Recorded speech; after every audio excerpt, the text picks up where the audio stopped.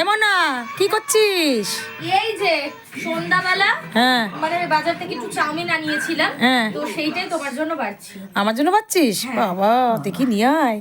এই যে দেখো, ওরে বাবা, দেখেছো তো? তোর জন্য কি করলি? তোরটা কই? আমারটা বাড়ছি, তোমারটা আগে বেড়ে দিলাম, হ্যাঁ। তারপরে আমারটা বাড়ছি। হ্যাঁ হ্যাঁ, তো কেমন লাগলো দেখো বন্ধুরা, হ্যাঁ পুরো ঘরোয়া স্টাইলে চাউমিনটা, হ্যাঁ মানে পুরো ঘরের স্বাদ পাওয়া যাবে। আর এই দোকানে চাউমিনটা খুব ভালো বানায়, অসাধারণ।